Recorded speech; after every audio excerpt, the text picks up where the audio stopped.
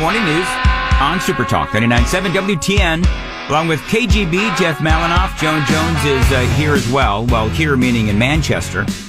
Joan is in Manchester. I'm at home in Mount Juliet, and KGB drew the short straw, and he had to go into work today and actually bring everybody up on the audio console. He's our hero. He is our hero. It's not really taking the small straw. It was the, here's the straw, take it, go to work. Listen, KGB, you could be in Moscow right now. So, you know. It's wow. Here or hanging out with Vladimir Putin. Done both. I don't know which one's worse.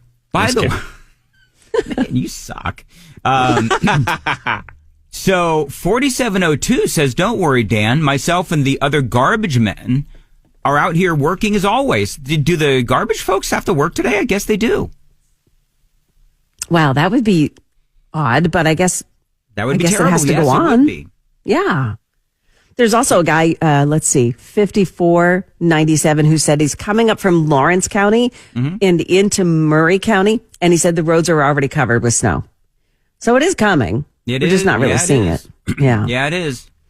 Well, you know, there's a lot of things going on out here in the world today, but you know, here in Tennessee, in Nashville, it's all about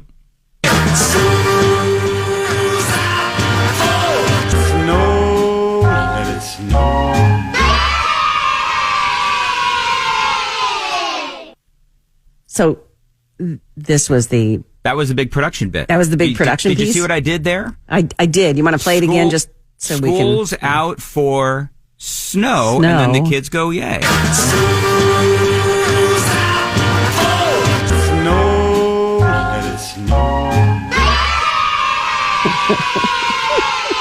I mean, listen, I think you've been excited since 2 a.m. to do that? Yeah. Yeah, but you know the reaction I'm getting from Joan is more like that. Yeah. You didn't like my big production piece? Well, it's really good, Dan. It's really good.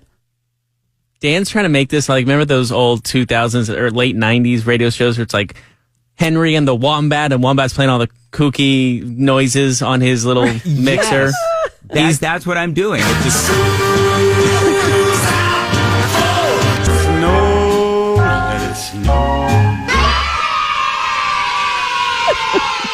And then you jingle out Mandis in the morning, and then you hit the bit. You hit the next, you know. Yeah, you just play a random audio. 99.7. Yeah. WTN.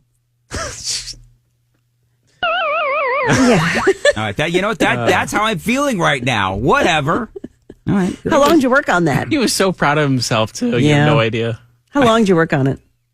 Take y'all of... In fairness to me, it only took me an hour. See, it took you that long? No, I'm kidding. It did. It took me like 8 minutes. Okay. Actually, I'm okay. That sounds so much better than an hour. Right. My wife actually was up when I was working on it, and I played it for her, and she literally said, "I'm going back to bed." But in the most disappointing tone, right? Okay. So yeah. Oh yeah. Yeah. Listen, she's married to me though. She's used to disappointment. So why was your wife up at that time in the morning, listening to your audio? Okay. So this is what's going on in my house. I get up at my usual time because I want to be prepared. I know you can't always tell, but I got up at about midnight, 12:15, 12:30. Yeah. Riker is on his Oculus. What? Yeah. So my goodness. I'm like, knocking on the door, and dude, what are you doing? And he understands that, of course, it is a special day in Tennessee.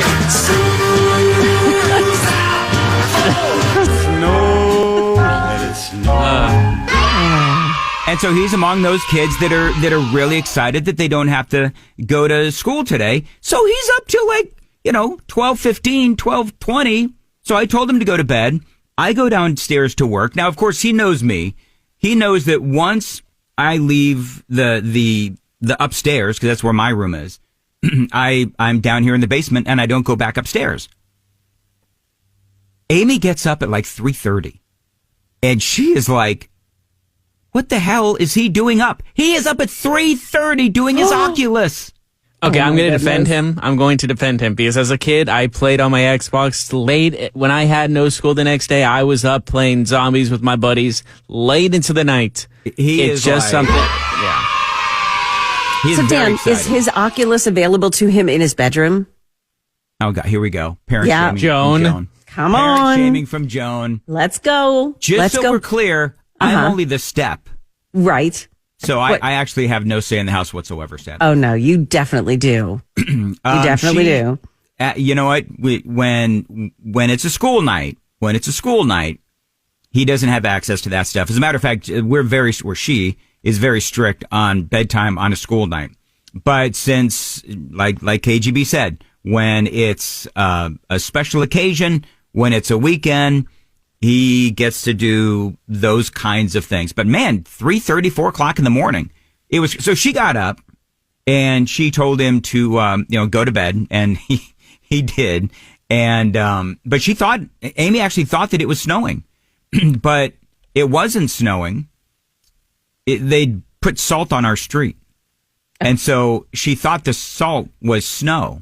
And so then I actually had a moment where I was actually the smart one in the relationship. Because she says, well, look outside. The street is all wet. The street is white. I said, yeah, honey, but there's no snow on our grass. So how would it be that there's no snow on the grass, but there's snow only in the street? They actually put salt on our roads in the parking lot in here. But it's in a giant pile, and I swear it looks like broken glass. Because it's bluish and it has like little chunks in it. So it's like, did someone break into a car in here? But then I looked, I'm like, oh, there's multiple spots. They're putting snow out there. You know, actually, it's kind of funny because having our cars broken into at the station is far more likely than them actually putting salt on our parking lot. Well, it's just a little pile. It's just one big pile. So I don't know. Maybe someone thought, I'm just going to do this for the station, and just did it. So I don't know. Just stuck a pile? Yeah, just like one big pile. Okay. Yeah. I will send you a picture when we get out of here. Okay. I will prove myself that I'm not crazy. Hey, did you guys hear what Ron DeSantis said about Gavin Newsom? Newsom is a D. Did you hear that? A D?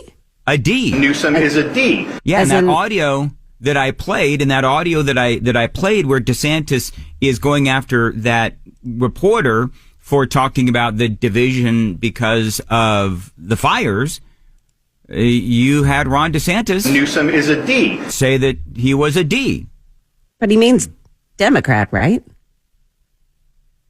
One would only assume. Sure, Joan. Yeah, we'll go with that. Yeah, we'll go with that. Well, I just thought I'd go ahead and take that out of context. Did you also happen to see the whole David Muir thing on ABC News? Oh my God! I tried explaining this to Amy because I thought it was funny, and she didn't quite get it. But basically, David Muir, who guy's another D, and he's got some sort of what would you call that thing, Joan? So you know how all of the ABC, now we know this because we have to watch ABC, but ABC reporters are all wearing yellow jackets with the emblem, the ABC emblem on one breast pocket. And he was reporting and he sort of turned a little bit to point to something. And in the process, he showed that what he had actually done was, and women do this all the time, when you're trying on something that's maybe too big for you.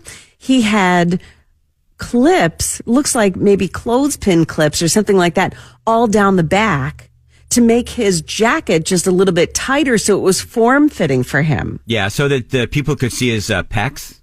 What? You really can't see his pecs through that. That's the funny thing. Really? Is that, well, I wasn't Were you looking at his, no, I was not for looking pecs? at David Muir's pecs. Okay, I'm just checking. No, and you know what? When I think about David Muir's pecs, that's what happened. So anyway, he scrunched it up so that it would be tighter in the front, and so people are laughing at the vanity of David Muir as he is reporting from the fire lines.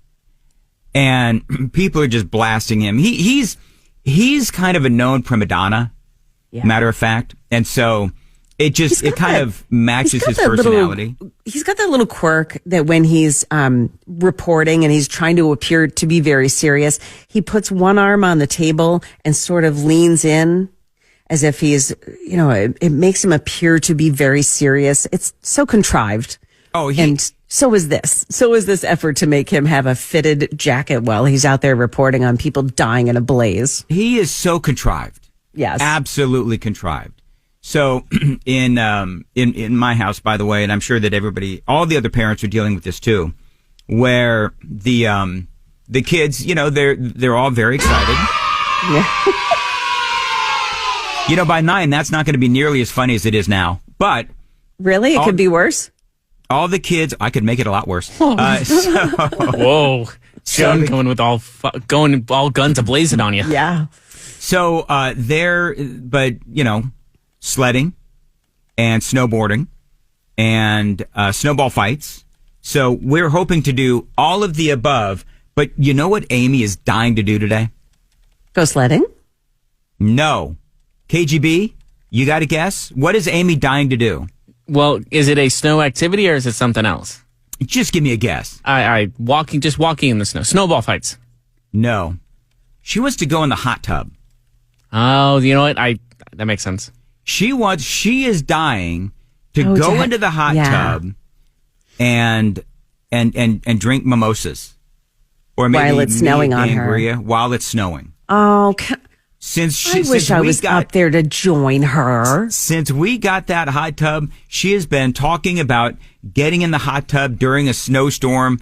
And we've had this thing for, I don't know, 5 months, whatever it's been. And she is dying to do this. So that's great. Is it, Joan? It is. So, okay, let me tell you a story. My husband and I went skiing in Vermont. This was maybe 3 years ago. Mm-hmm. Stayed at this hotel right at the base of the mountain that we were at.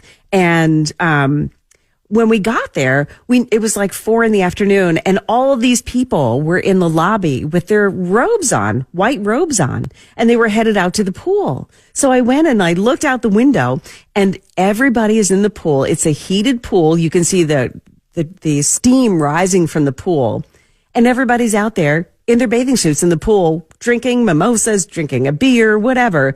So they come down the mountain, run in, put on their robe, their bathing suit, and go jump in the pool while it's snowing. Yep. And they just had a blast. Okay, so I think maybe I'm the weird one.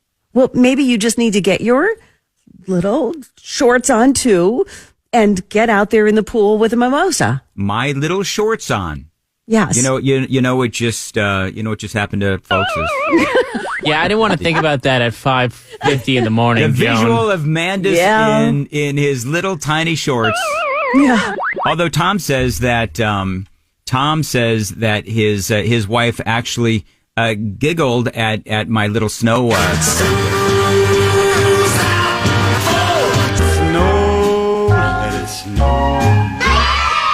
She's sleep deprived. That's why. That's what I was just going to say. You know when you're so tired, everything's funny? That's what his wife That's is. what's happening with you, right, KGB? I'm just disoriented because I've literally had to be under the desk connecting cables for the last 20 minutes. Just trying to test to see if my camera works and trying to see other cameras. I don't know what happened in the last 24 hours, but everything is just not going my way right now. Yeah, all the cameras weren't working, and we had to reboot stuff. And I, of course, am screaming down the line saying, "Hey Jeff, listen to this bit." Yeah, and he's like, "Dude, I'm trying to reconnect the cameras and keep the radio station on the air." So there you go. It is 5:52 on Nashville's Morning News on Super Talk 99.7 WTN. The fun and frivolity does continue. Joan Jones has the news at 6. Joan, what's coming up? Well, we're all settled in, and the snow is finally arriving here. It'll be a day-long event for us here in Middle Tennessee. We'll get you updated. Also, we'll tell you who's coming to the rescue of emergency workers who absolutely, positively have to be at work today. Those stories at 6 o'clock on Super Talk 99.7 WTN.